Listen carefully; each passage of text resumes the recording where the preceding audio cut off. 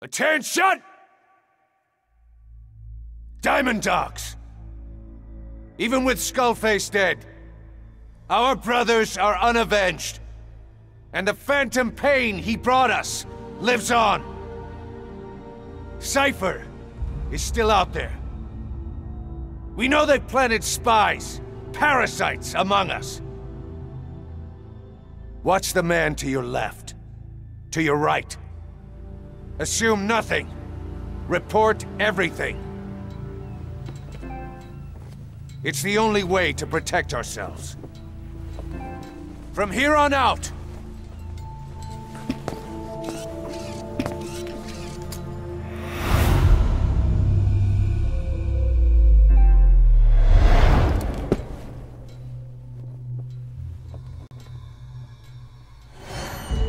you will be my eyes. The deadliest enemy's right here in our midst. And they will get no mercy.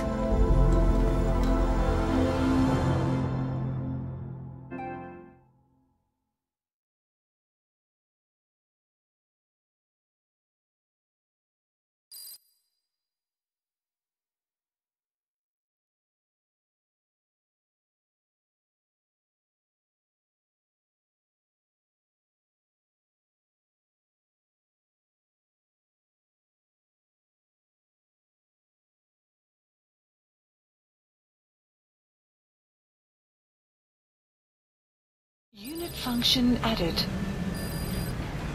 Even with Skullface dead, our pain is still right with us. We need more strength. We need more men. Diamond Dogs needs to be bigger. Missions have come in too. We still have a long road ahead of us.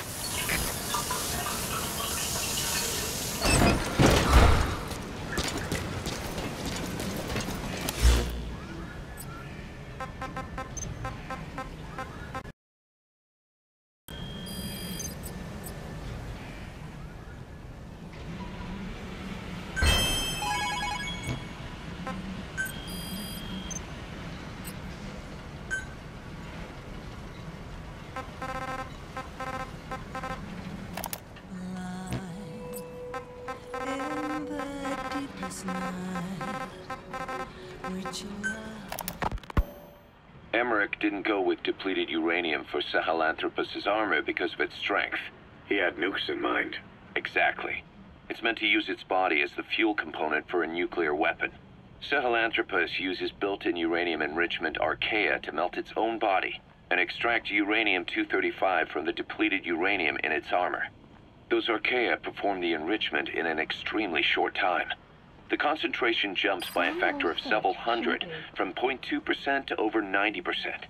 The end result being highly enriched weapons-grade uranium. Sahelanthropus' body itself becomes a nuclear bomb. Emmerich says if it were to self-destruct, the nuclear yield would be somewhere in the region of 15 kilotons. Since you need about 50 kilograms of highly enriched uranium to trigger a nuclear reaction, that would mean Sahelanthropus contains something like 23 tons of depleted uranium. That's not very much. No, it isn't. That's about what you'd expect to find in a main battle tank's armor. The point is, it can be transported anywhere, even use its conventional weaponry on the battlefield, and the international community will never suspect a thing.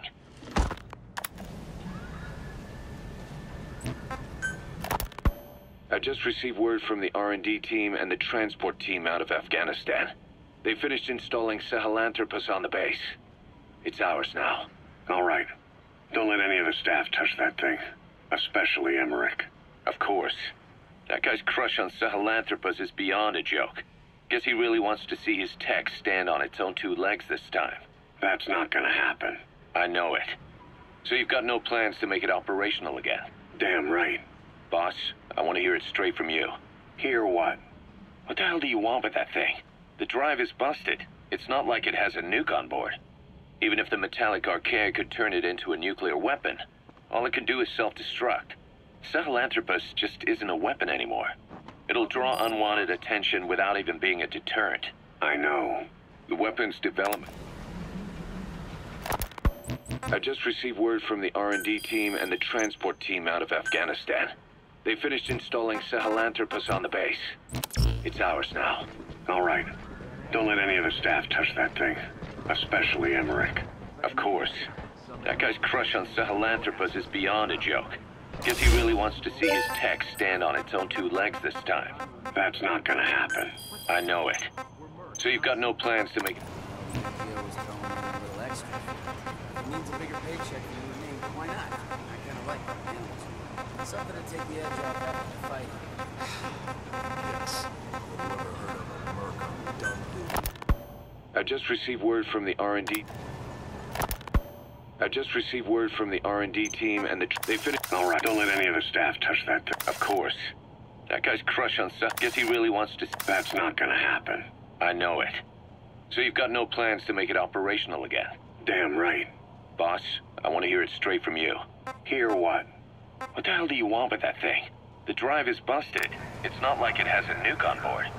Even if the metallic archaea could turn it into a nuclear weapon, all it can do is self-destruct.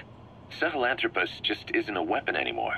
It'll draw unwanted attention without even being a deterrent. I know.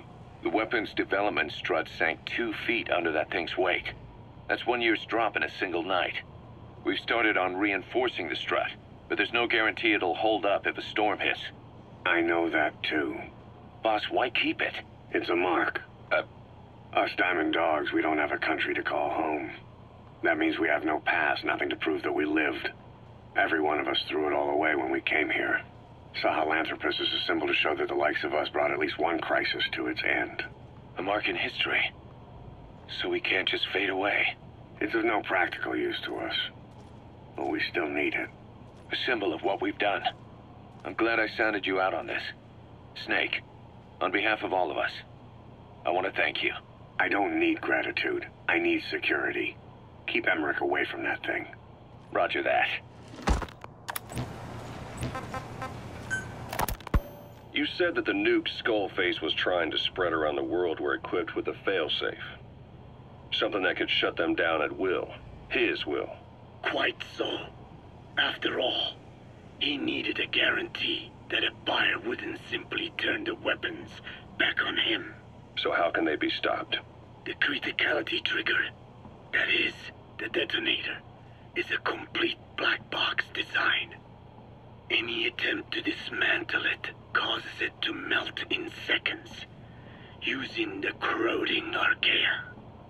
The design ensures that no detonation is possible unless he disengages the lock. So he had a way to disengage it remotely. Precisely. The client simply presses a button.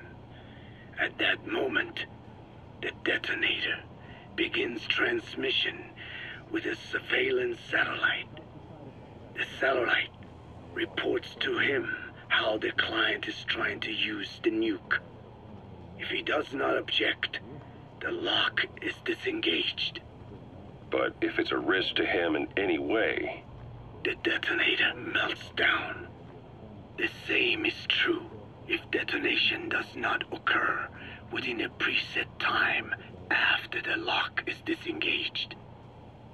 The nuke is rendered useless. Who the hell would buy something with strings attached like that? The client would never know until the moment they actually try to use it. Most likely, he would have explained the time delay as the detonators needing time to activate. And he only intended to sell to technologically primitive groups in the first place. Let me guess. He'd claim it was defective and offer a replacement. Shadier than a used car salesman. Skullface shakes your hand like a friend, using the other to control you like a puppet. This is how he works. Code Talker. Haven't seen you eat a single thing since you got here. Let me guess. Photosynthesis? Oh? What makes you say that? Well, a long time ago, I knew someone with a similar ability. Well, you are correct. Most of my body is covered with parasites. I supply them with water and in return I receive sugars they produce when exposed to light. Mm-hmm. It isn't just my skin either. The parasites also act as my eyes. They have replaced many of my internal organs as well. It is thanks to them that I live on after over a century. How did you obtain them anyway? Through your research?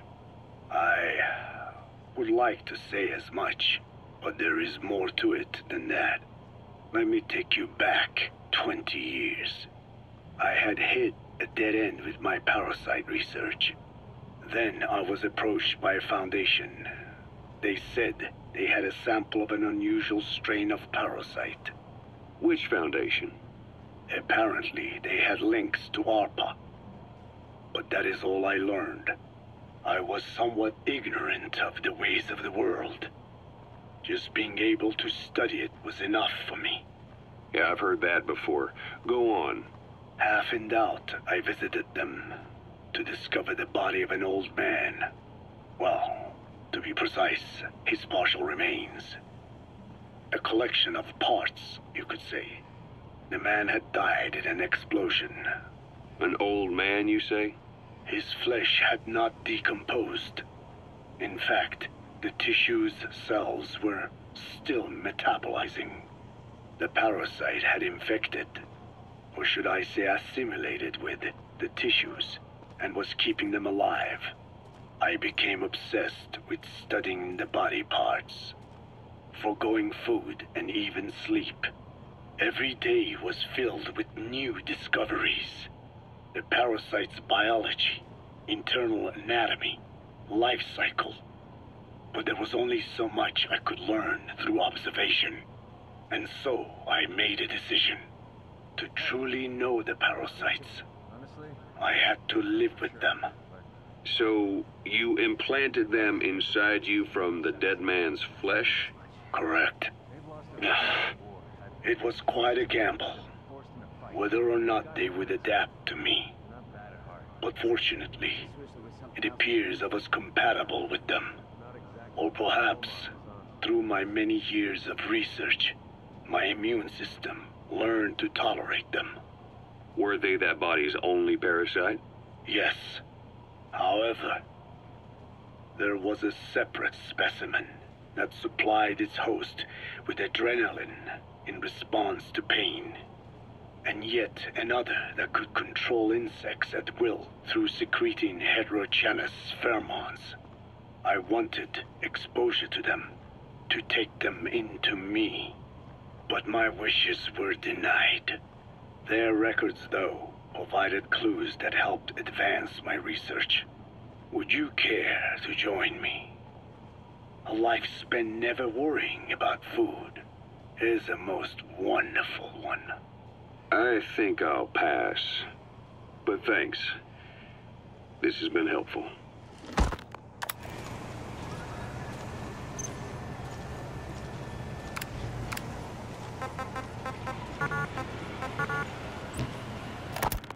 Code Talker, haven't seen you. Became obsessed with studying the body parts. Foregoing every day the parasites, but there was only some, and so to truly know the parasites, I had to live with them. So, you implanted them inside you from the dead man's flesh? Correct. It was quite a gamble, whether or not they would adapt to me. Rain But fortunately, it appears I was compatible with them. Or perhaps, through my many years of research, my immune system learned to tolerate them. Were they that body's only parasite? Yes. However, there was a separate...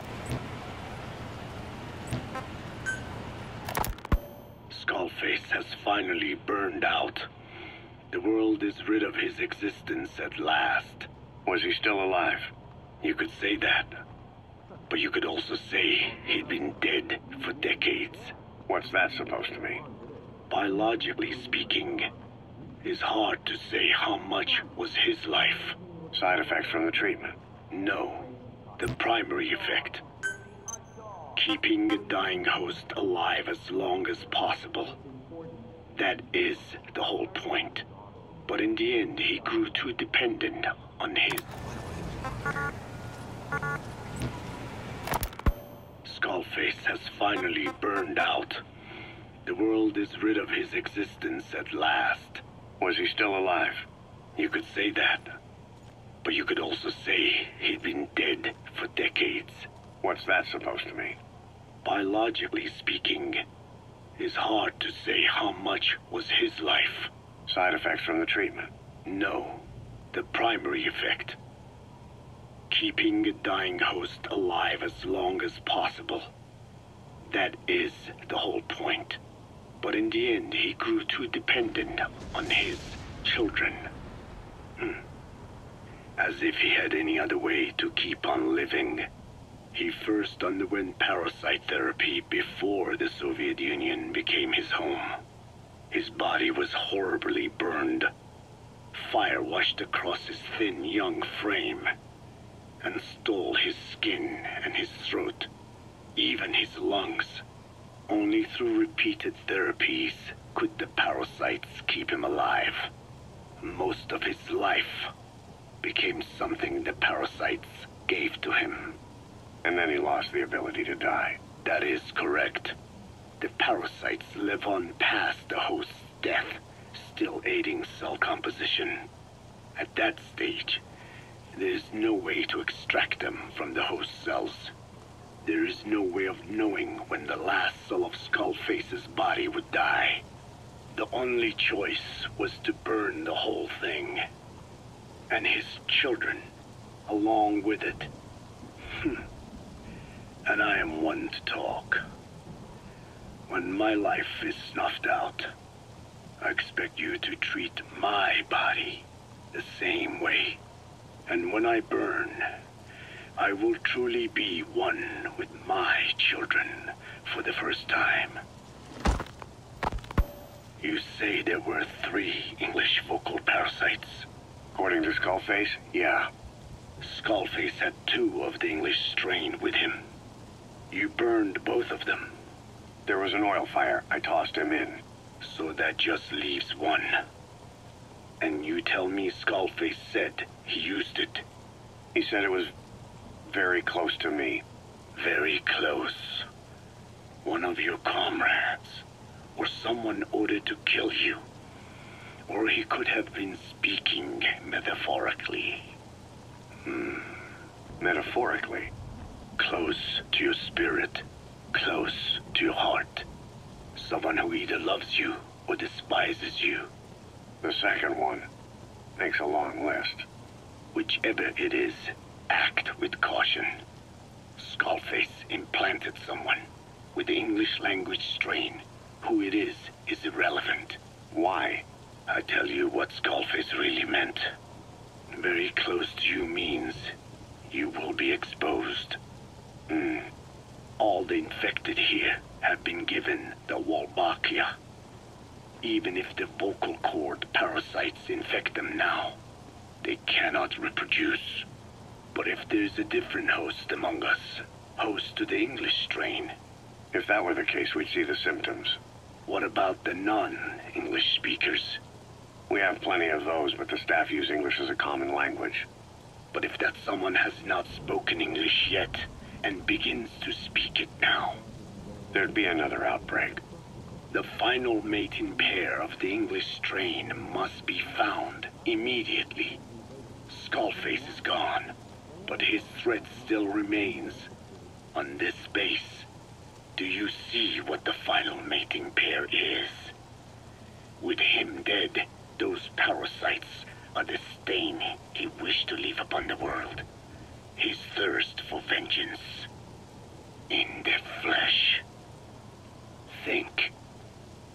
Does anyone here bear a grudge against you? Who would target you, specifically? The ethnic cleansers that Code Talker mentioned, they weren't Skullface's true goal. All we have is circumstantial evidence, but here's my theory. It was Cypher who started developing the vocal cord parasites as bioweapons.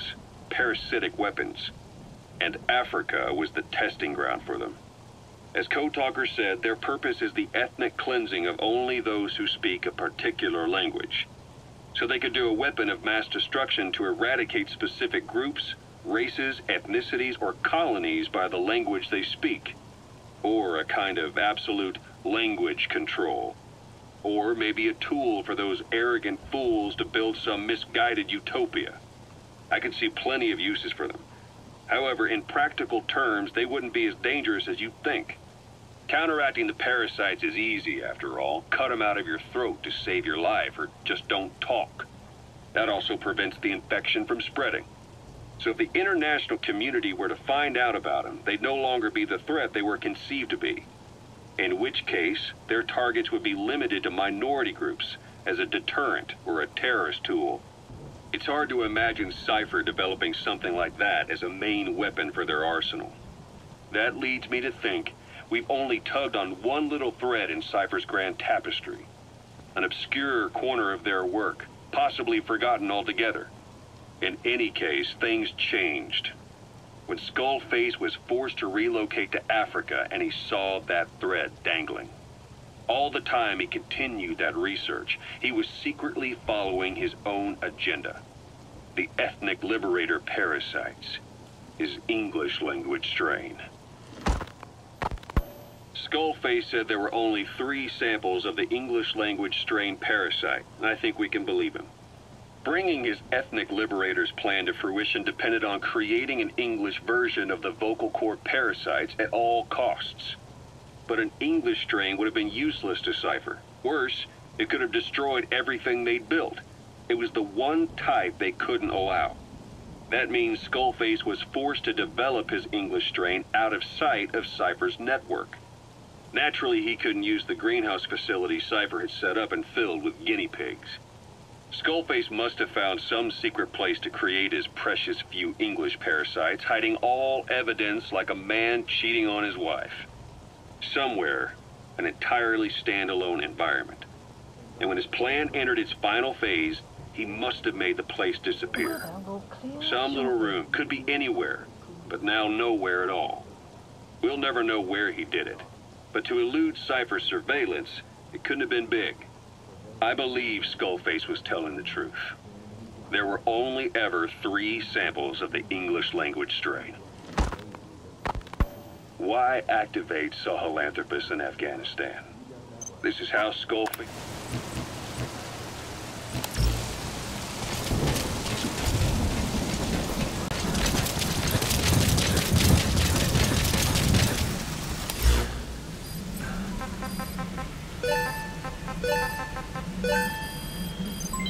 Development complete.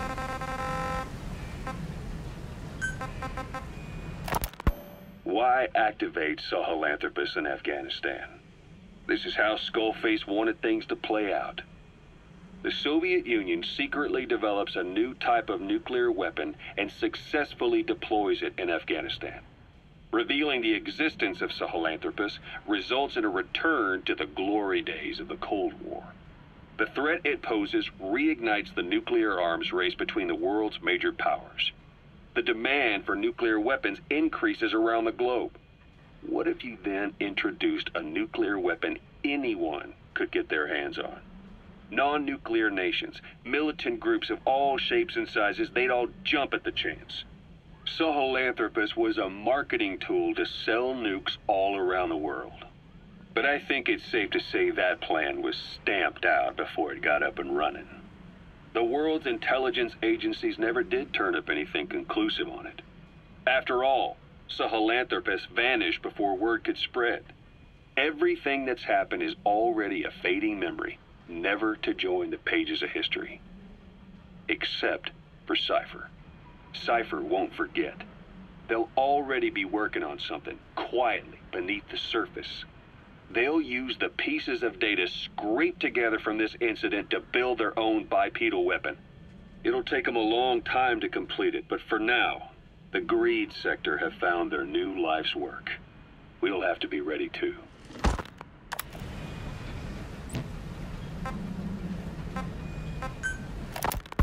There is going to be a kind of festival.